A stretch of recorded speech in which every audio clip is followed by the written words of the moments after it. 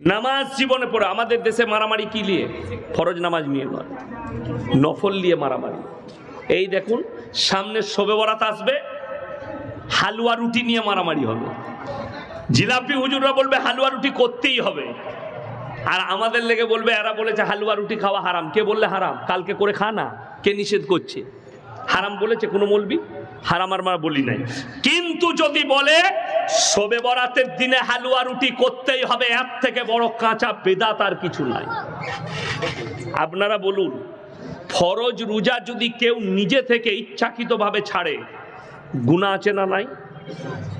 ফরজ নামাজ যদি কেউ ইচ্ছাকৃতভাবে ছাড়ে, গুনাহে কবিরা হবে না? হবে না? বড় গুনাহ, বড় গুনাহ। আপনার দিকে আমি প্রমাণ দিচ্ছি কতগুলো মুসলিম লোক ইচ্ছাকৃতভাবে নামাজ ছাড়ে। তার প্রমাণ নাম্বার 1, চায়ের দোকানে হারাম করে 3 ঘন্টা আড্ডা মারে, মসজিদে নামাজ হয় কিন্তু নামাজ পড়ার সময় তার হয় না। নাম্বার 2, জানাজার নামাজ হয় না? হয় না? কেউ যদি জানাজার নামাজ ছেড়ে দেয়, ছাড়া যায়, গুনাহ আছে? গুনাহ নাই।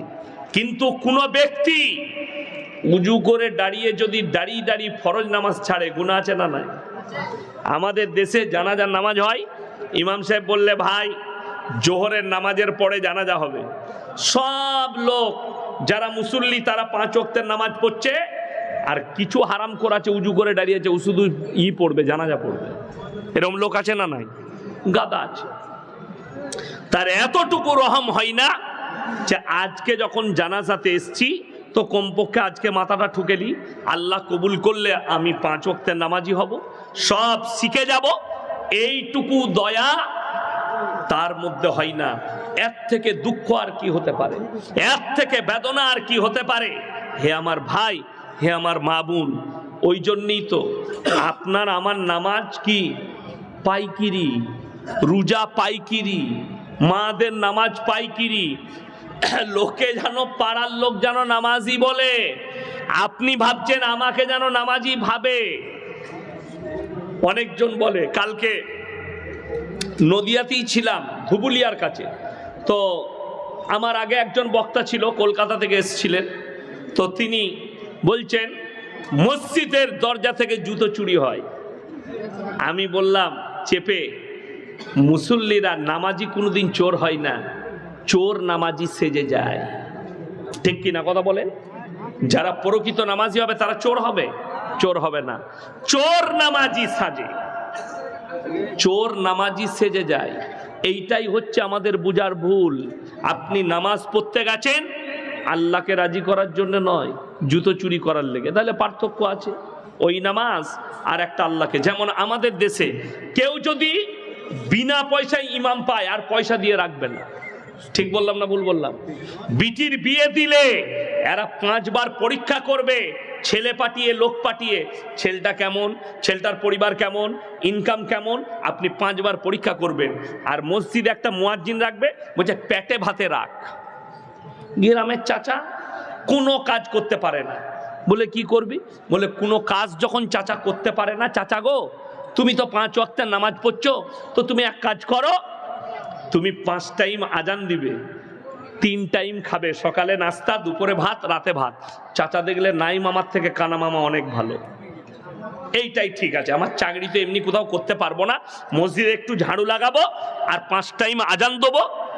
আর সেই চাচা যখন আজান দিচ্ছে গায়ে আর ফেরেশতা থাকে না, কেন? ওটা বিনা পয়সার মাল তো। আল্লাহু আকবার,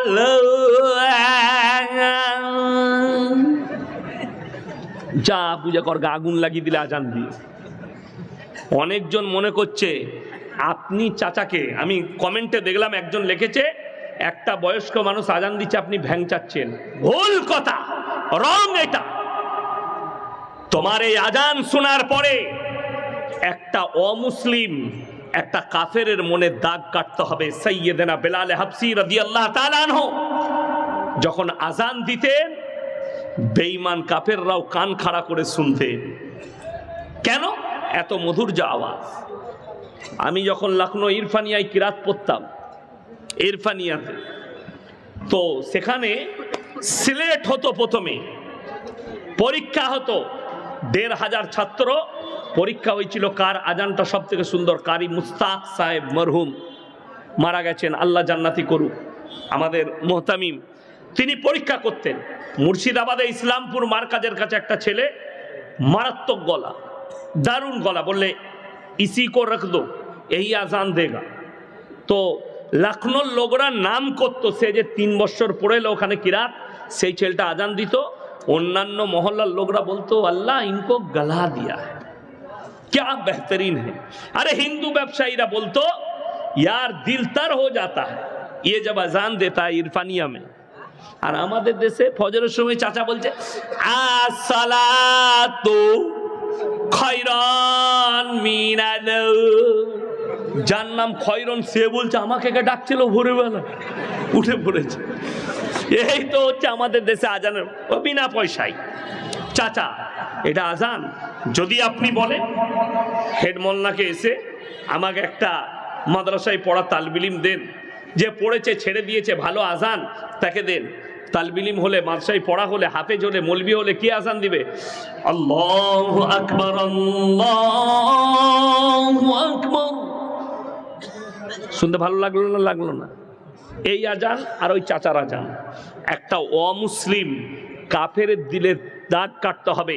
তুমি যে মুয়াজ্জিন দেখেছো বিনা পয়সায় চাচাকে, তার আজান শোনার পরে ইসলামকে লোকে টোল করছে, অমুসলিমরা টোল করছে তোমার কারণে। তুমি বিনা পয়সায় রাখবে, 5,000 টাকা রাখবে না। আমাদের দেশের লোক মসজিদে মাঠবেল লাগাচ্ছে, এসি লাগাচ্ছে। অন্য গ্রামের লোক বিয়েতে আসবে, মাইয়াতে আসবে, আহা, এদের মসজিদে তো মাঠবেল লাগানো, এদের মসজিদে এসি আছে, চল আমাদের গ্রামেও এসি লাগাবো। কিন্তু ইমামের বেতন কত? 5,000। কবরে যা বুঝতে পারবে। আমাদের দেশের লোকরা মনে করে মাদ্রাসার সেক্রেটারি হওয়া খুব ভালো, মসজিদের সেক্রেটারি হওয়া খুব ভালো, গ্রামের নেতা হওয়া, বিচারক হওয়া খুব ভালো। একটা যদি আমানতের খিয়ানত হয়, আল্লাহর কাছে কিয়ামতের দিন আল্লাহ পাকড়াও করবেন, তুমি রেহাই পাবে না। কিয়ামতের দিন আমার আল্লাহ পাকড়াও করবে তুমি যদি এতটুকু আমানতের খিয়ানত করো। আল্লাহর কাছে তোমার কি হিসেব আছে যে তুমি কত বড় আমানতের খিয়ানত করেছো? ওই জন্য শুনে রেখে দেন, আমাদের দেশে জোর যার মুলুক তার, জোর যার মুলুক তার। আমি চ্যালেঞ্জ দিয়ে বললাম, এই মাদ্রাসার শিক্ষক হেডমোল্লাকে আপনি, এ বাবারে আমার ভাই হেডমোল্লা, ইনাকে জিজ্ঞেস করছি আমি আপনাদের সামনে, যে গোটা এলাকার এই কালীগঞ্জ থানায় এত বড় চাঁদঘর মাদ্রাসায় জীবনে কোনো মসজিদওয়ালারা এসছে যে আপনি শর্তটা লিখে দেন কোরআন হাদিস মোতাবিক যে মসজিদের সেক্রেটারি হতে গেলে কোন কোন শর্তগুলো রাখবে? ভাই এসছে কেউ? আসে নাই। যদি আসে আমি চ্যালেঞ্জ দিলাম, কালীগঞ্জ থানায় যদি 100টা মসজিদ থাকে, 200টা মসজিদ থাকে, 195টা মসজিদের সেক্রেটারির নামটা ঢেড়া কাটা পড়বে, কাট বাদ যাবে। ঠিক বললাম না ভুল বললাম? বড় কষ্ট লাগে, দুঃখ লাগে। হারাম ইনকাম করে, সুদ খেয়ে, লোকের মেরে নিয়ে বড় লোক, বললে টাকা আছে ওকে মসজিদের মতোয়াল্লি করে দে, ওকে সেক্রেটারি কর। আমি আমার বর্ধমান জেলার কথা বলছি, জায়গার নাম করব না। মসজিদের পাশে পুকুর, পুকুরে 40টা তাল গাছ, 40টা তাল গাছ। দেখবেন গরমের দিনে আদিবাসী ভাইরা তাড়ি টাঙে, টাঙেটা টাঙে না, রস টাঙায় দিয়ে তাড়ি করে বিক্রি করে। আপনাকে আমি এই মুসলমান দেখিয়ে দেবো আপনাকে, দেবগ্রামের পরে বেতুয়া পর্যন্ত মুসলিমরা তাড়ি বিক্রি করছে রোডের গায়ে। ঠিক বললাম না ভুল বললাম? আপনাকে প্রমাণ দেবো, আপনি আমার গাড়িতে চেপে চলুন, আমি আপনাকে প্রমাণ দেবো। হারামখোর রাতের বেলাতে ড্রাইভার দিকে তাড়ি বিক্রি করছে কারা? মুসলিম লোকরা। এ মসজিদের মতোয়াল্লি বলে, ভাই তোরা তাড়ি টাঙবি? বলে হ্যাঁ মুনিব তাড়ি টাঙবো। একটা গাছে 3,000 করে টাকা লাগবে। বলে দেবো। 3 কত? 1,20,000। একটা সিজন রস টাঙবে, ও খালি রস টাঙে বেচবে। সেই মদ বেচা টাকা মসজিদে লাগাচ্ছে। আবার এই কন্ট্যাক্ট করেছে 3,000 করে যা দিবি দিবি, প্রত্যেক দিন আমাকে 1 হাঁড়ি দিবি, মানে উমালু খায়। কে? মসজিদের সেক্রেটারি। এটা আমি বানানো গল্প বলি না, সত্য বলছি। আমাদের পশ্চিম বাংলায়, আমি নদিয়া ডিস্ট্রিক্টে এমন একটা নদিয়ালয়, ওইটা হচ্ছে দক্ষিণ দিনাজপুর বালুরঘাটের কাছে আমি এক সপ্তাহ আগে একটা গ্রামে গিয়েছিলাম। ইমাম সাহেবকে জিজ্ঞেস করলাম, ভাই কত বেতন দিচ্ছে নাস্তা করার সময়? বলছে হুজুর 6,500। আমি বললাম ভালোই দিচ্ছে। বলে না, বছরে 6,500। আমি বললাম বছরে কি বে? বলে হ্যাঁ। তার মানে? বলছে হুজুর খালি আমি জুম্মাগুলো পড়াই। আমরা বাকি? বলে বাকি আজান হয় না, নামাজও কেউ পড়ে না। আমরা ঠিকই আছে। ওই তো আমাদের দেশের 3টে কোয়ালিটির নামাজি, 5 ওয়াক্তের, জুম্মার, আর ঈদ আর বকরা ঈদের বার। ঈদের দিনে লাপাই কারা বেশি? ওই বেনামাজি যারা জীবনে নামাজ পড়ে ওই মালগুলো বেশি ঈদগায় লাপায়। ঠিক বললাম না ভুল বললাম? ওই মালগুলোই লাপায়। আমি যেখানে ঈদের নামাজ পড়াই 15-20টা গ্রাম পড়ে বর্ধমানে, তো একজন এসে বলছে, হুজুর কি হলো বে, নিয়তটা একটু বলে দিন তো। আমি বললাম দরুদ শরীফ জানিস? আত্মাহাতু, দয়া মাসুরা, না কিছুই জানি না। আমরা তুই খালি মাথাটা ঠুকবি, তোর হয়ে যাবে, তোকে আর কিচ্ছু করা লাগবে না। কেন? আমি তুই তো আর জোহর থেকে নাই, তুই শুধু এইখানে এইছিস। বড় কষ্টের বিষয়। আপনি ভেবেছেন কিছু মানুষ খালি ঈদ বকরা ঈদ পড়বো, জান্নাত আমার রেডি। কিছু মানুষ মনে করেছে আমি খালি জুম্মা পড়বো, আমি নামাজি। আর কিছু মানুষ মনে করেছে আমরা তো 5 ওয়াক্তের নামাজ পড়ি, আমাদের জন্য পাপ ছাড় আছে। প্রশ্নগুলো কই দেন, শেষেরটা আগে দেবো।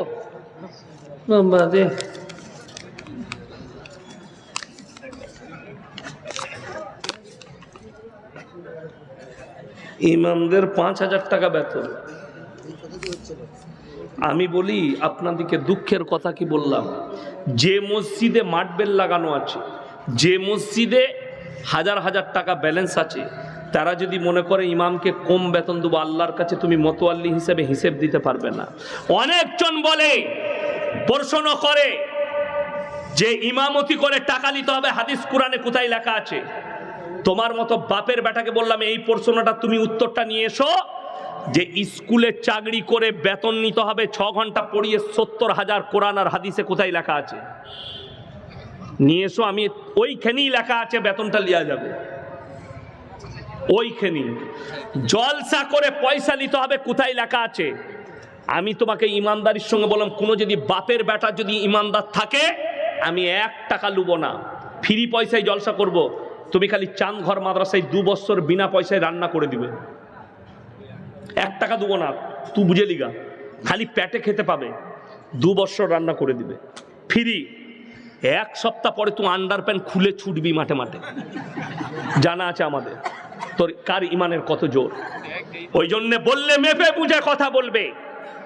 হযরতে উমরে ফারুক রাদিয়াল্লাহু তাআলা আনহু যেদিনে আমিরুল মুমিনিন হলেন, নিজের ব্যবসার মালগুলো নিয়ে বেরিয়ে যাচ্ছেন, সাহাবীরা আটকালেন, আমাদেরকে দিন শিক্ষা কে দিবে? আমিরুল মুমিনিন বললেন, হে সাহাবীরা শোনো, আমার সংসার কি করে চলবে? বলে আপনার চিন্তা নেই, আমরা বাইতুল মাল থেকে আপনাকে বেতন দেব। হযরতে উমর বাইতুল মাল থেকে বেতন নিতে পারবে, আর আমি আপনি পাবো না। আসল কথা কি জানেন? এঁচড়ে পাকা জানেন? এঁচড়ে পাকা কাকে বলে? এঁচড়ে পাকা জানেন না?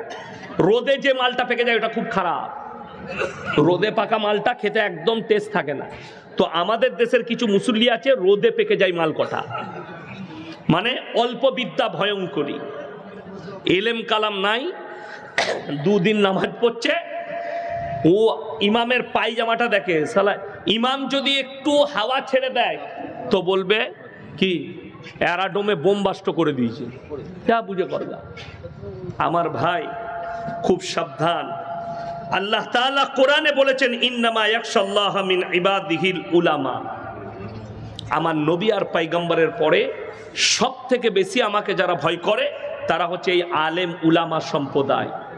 তাই এদিকে বেজ্জতি শুনেলেন রাসূলের হাদিস, যখন মানুষ মূর্খর কাছ থেকে ইলম নিবে, দিন শিখতে চাইবে, আর আলেম দিকে বেজ্জতি করবে, আল্লাহ ইলমের থেকে আগে আলেম দিকে তুলে নেবেন। এটা রাসূল সাল্লাল্লাহু আলাইহি সাল্লামের হাদিস, মাথায় রাখবে।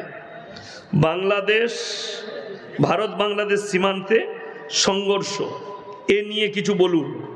অসুবিধা নাই, যুদ্ধ হলে যুদ্ধ হবে, অসুবিধা কি আছে? যুদ্ধ হলে যুদ্ধ হবে। কিন্তু আপনারা শুনেছেন ওই আমাদের মেদিনীপুরের একটা ভাঁড় নেতা আছে, সে বলেছে 1000 রিস্কা নিয়ে ঢাকা থেকে বেরিয়ে গেছে কলকাতা দখল করবে। শুনেননি? ওর নাম রেখেছে আমি ভাঁড়। 1 বাটি নয়, 2 বাটি নয়, 3 বাটি গরুর মাংস খেয়েছে পশ্চিম মেদিনীপুরে গিয়ে। আমি বলি না, আফজল বলে একটা উকিল বলছে, কলকাতা হাইকোর্টের উকিল। তো কার বাড়িতে খেয়েছে তার নামও করে দিলে। কি বলেন? সাহাবুদ্দিনের বাড়িতে পশ্চিম মেদিনীপুরে। আমি চিনি না, কি বলেন, যাই পশ্চিম মেদিনীপুরে প্রচুর জলসা করি। এই 1 সপ্তাহ আগে মেদিনীপুর টাউনে করে এলাম। তো এ বলছে 1000 রিস্কা নিয়ে বেরিয়ে পড়েছে। আচ্ছা, আমরা যদি বলি কলকাতা থেকে আমরা 1 কোটি সাইকেল নিয়ে বেরিয়ে পড়েছি ঢাকাটা দখল করব, আমাদেরকে পাগল বলবে না? বলবে না? পাগল বলবে লোকে। তো এটাও একটা পাগল। আসতো আরজিকর কাণ্ডে সঞ্জয় রায়কে ফাঁসির বদলে অমৃত কারাদণ্ড দিয়েছে। ইসলামী শাসন হলে মুন্ডুচ্ছেদ করতে হতো সমাজের বুকে নিয়ে এসে। কেউ যদি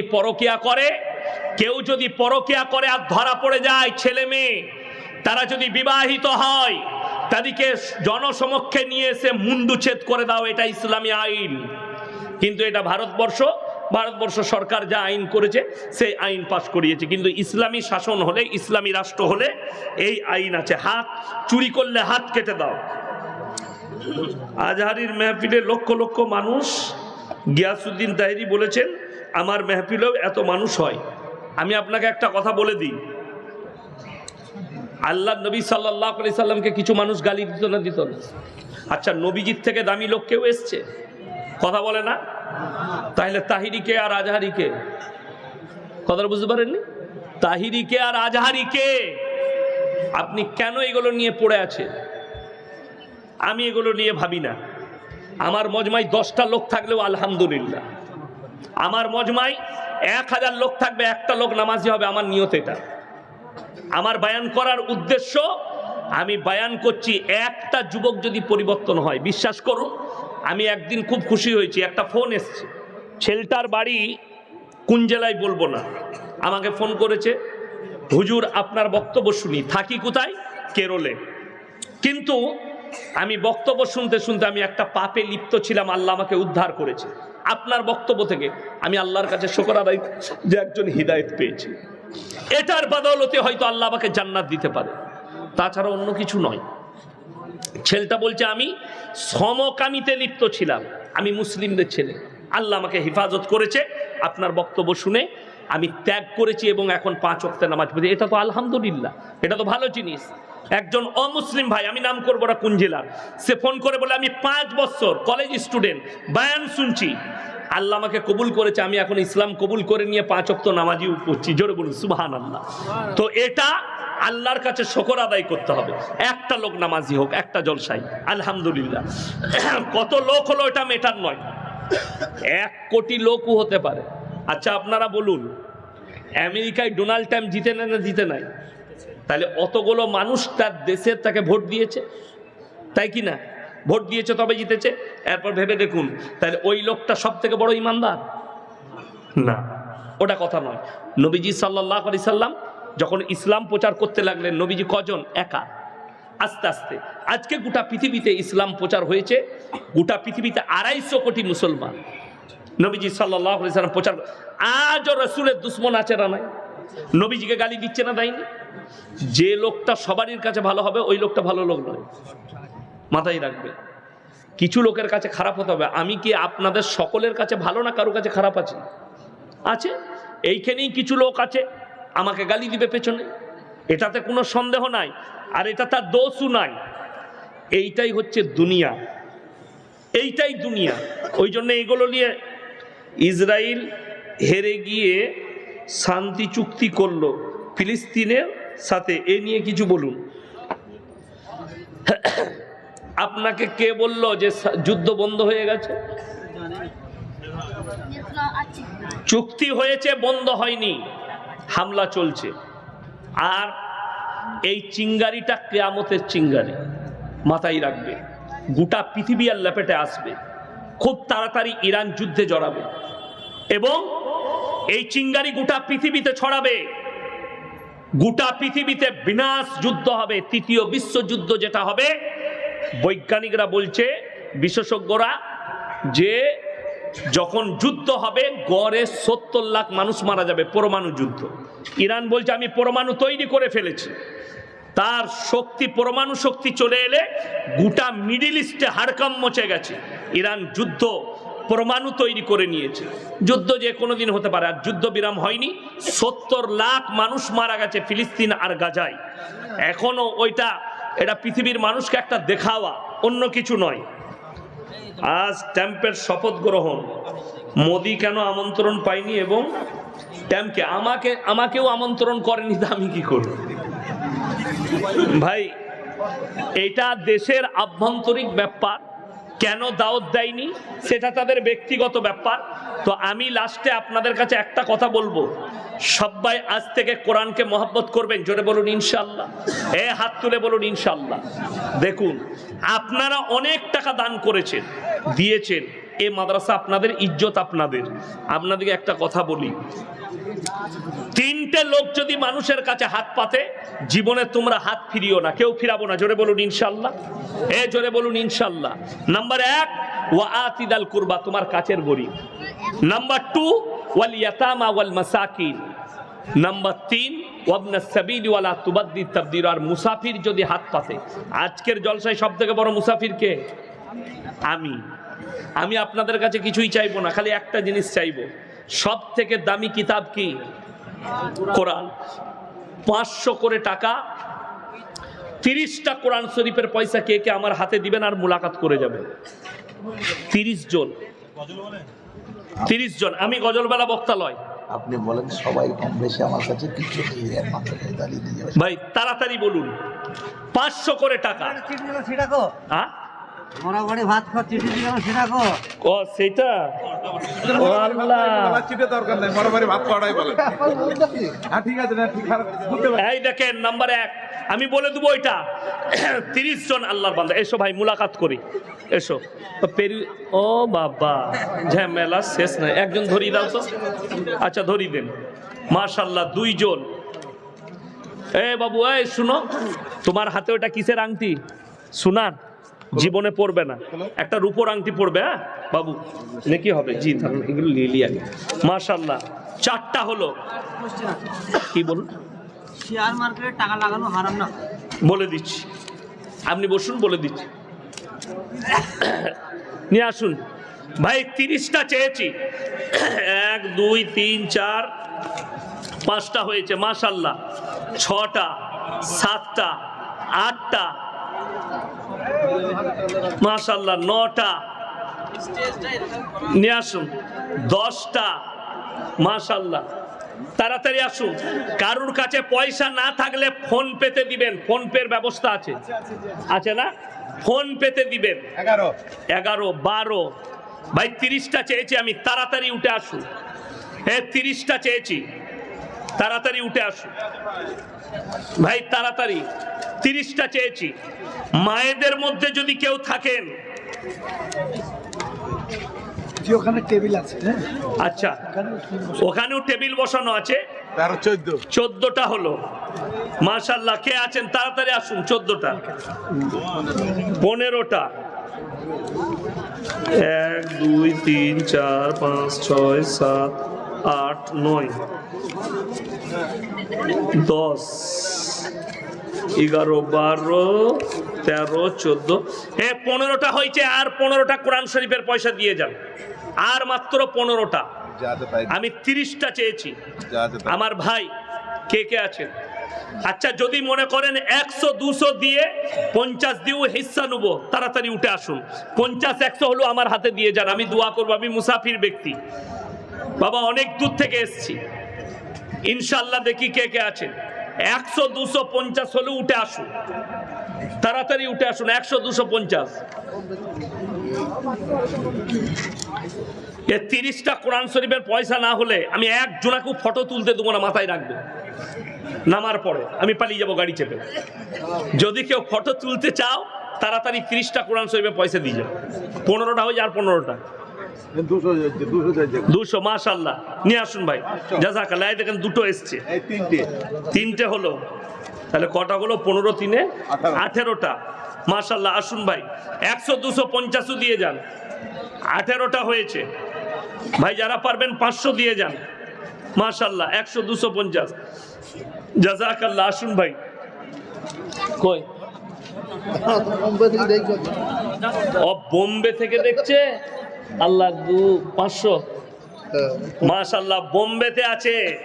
আল্লাহ তোমার হায়াতে বরকত দেখ। আমি প্রায় 19টা 18টা 19টা হলো, ওটা বাদ দেন, যত কম রাখবেন তত ভালো। কম 50 100 আমার ভাই 50 110 20 দিয়ে যান মাশাআল্লাহ। আসুন হ্যাঁ দেখেন 20টা 21টা মাশাআল্লাহ 20টা ভাই। আসুন